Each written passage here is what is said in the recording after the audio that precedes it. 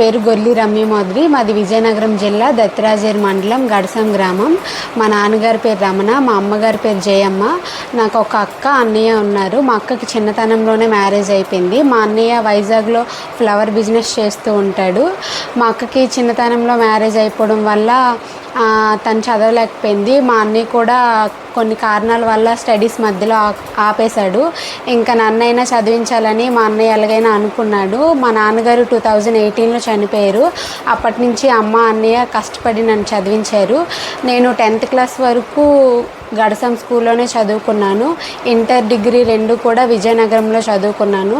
ఈ డిగ్రీ అయిపోయిన తర్వాత ఎలాగైనా గవర్నమెంట్ జాబ్ తెచ్చుకోవాలనే కోరికతో నేను కోచింగ్ కోసం రాజమండ్రి వెళ్ళాను. అక్కడ కొన్ని నెలలు ఉన్న తర్వాత కరోనా కారణంగా ఇంటికి వచ్చేయాల్సి వచ్చింది. ఇంటి దగ్గరే 1 year అట్లా ఉన్నాను. ఇంటి దగ్గర ఉన్న టైంలో కూడా నా ప్రిపరేషన్ కంటిన్యూ చేశాను. తర్వాత మళ్ళీ 1 year ఎలాగో వేస్ట్ అయిపోయింది కదా అని చెప్పి సెకండ్ టైం కూడా మళ్ళీ నేను ఇంటి నుంచి బయటకు వెళ్ళాల్సి వచ్చింది. మళ్ళీ కరోనా సెకండ్ ఫేజ్ రావడం వల్ల ఇంటికి వచ్చేసాను. ఆ టైంలో తెలంగాణ ఎస్ఐ కానిస్టేబుల్స్ నోటిఫికేషన్ వస్తే దానికి కూడా ఇంటి దగ్గర నుంచే ప్రిపేర్ అయ్యాను. Telangana SI constables notification prelims qualify అవ్వడంతో ఈవెంట్స్ కోసం నేను విజయనగరం వచ్చాను.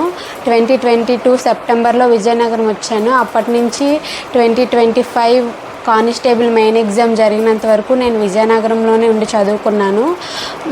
Prelims SI prelims, constable prelims qualify అయ్యాను. ఎస్ఐ కూడా మెరిట్ వరకు వెళ్ళిపోయింది. ఇంకా కానిస్టేబుల్ ఉంది కదా, దీన్ని ఎలా అయినా వదలకూడదు అని చెప్పేసి అలా కంటిన్యూగా చదువుతూ వచ్చాను. మెయిన్ ఎగ్జామ్ అయిన తర్వాత నాకైతే కొంచెం హ్యాపీ అనిపించింది. ఎందుకంటే ఇదివరకు ముందు చాలా టెస్ట్ సిరీస్, వీక్లీ టెస్టులు రాయడం వల్ల నా నాలెడ్జ్ బాగా పెరిగి మెయిన్ ఎగ్జామ్ బాగా రాయగలిగాను. దీనివల్ల నేను స్టేట్ ర్యాంకర్గా రావడం నాకు చాలా హ్యాపీగా ఉంది.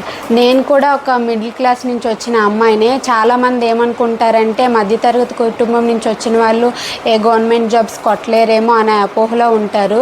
అలా ఏం అనుకోకండి. ఎందుకంటే మనం చదువుకోవాలనుకుంటే ఎక్కడి నుంచి ఏ సోర్సెస్ అయినా దొరుకుతాయి. యూట్యూబ్లో అయినా ఫ్రీ కంటెంట్ చాలా ఉంటుంది.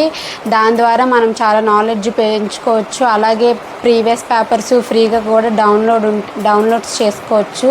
దానివల్ల మీరు ఇంకా ప్రిపరేషన్ మీ బెస్ట్ మీ ఇంకా చెప్పాలంటే మన ఓన్ ప్రిపరేషన్ ద్వారానే మనం ఎక్కువ నాలెడ్జ్ గెయిన్ చేసుకోగలం. నేను డేలో ఒక 8 hours అట్లా చదివేదాన్ని. కరెంట్ అఫైర్స్ కొంతమంది ఏం చేస్తారంటే కరెంట్ అఫైర్స్ ఎగ్జామ్ ముందు చదువుకుందాంలే ఇప్పటి నుంచి ఎందుకు అని వదిలేస్తారు. నేనైతే ఎగ్జామ్ ఉన్నా లేకపోయినా రోజు డైలీ 1 hour కరెంట్ అఫైర్స్కే నైట్ టైం కేటాయించేదాన్ని. దానివల్ల నాకు కరెంట్ అఫైర్స్లో కూడా ఎక్కువ మార్క్స్ వచ్చాయి. అలాగే చాలామంది ఏమనుకుంటారంటే ఆడపిల్లల్ని చదివించడం వేస్ట్, ఆడపిల్లలకి పెళ్లి చేసి పంపించేయడం బెటర్ అని అనుకుంటారు తల్లిదండ్రులు కూడాను. ఇప్పటి నుంచి నా సక్సెస్ చూసైనా మీరు ఇప్పటి నుంచి ఆలోచన తీసేస్తారని అనుకుంటున్నాను. ఎందుకంటే ఆడపిల్ల ఎవరి మీద ఆధారపడకుండా బ్రతకడం అనేది నేర్పించాలి తల్లిదండ్రులు కూడాను. ఎందుకంటే ఇప్పుడున్న జనరేషన్లో అబ్బాయిలతో పాటు ఈక్వల్గా అన్ని రంగాల్లో కూడా ఆడవాళ్ళు కలిసే పనిచేస్తున్నారు. అందుకనే మీరు మా పిల్లకి పెళ్లి చేసేయడం అని కాకుండా చదివించి గవర్నమెంట్ జాబ్ తీసుకొచ్చేలా చదివిద్దాము అనేసి ఆలోచన పెట్టుకోండి. అమ్మాయిలు కూడా ఇంకా నేను జాబ్ వచ్చినంత వరకు పెళ్ళి అవేం కాన్సెప్ట్ పెట్టుకోను, ఎంత సక్సెస్ వచ్చిన తర్వాత ఏదైనా అనుకుంటానని ఒక గోల్ అంటూ పెట్టుకొని మీకంటూ ఒక లక్ష్యం పెట్టుకొని చదవండి. మీరు తప్పకుండా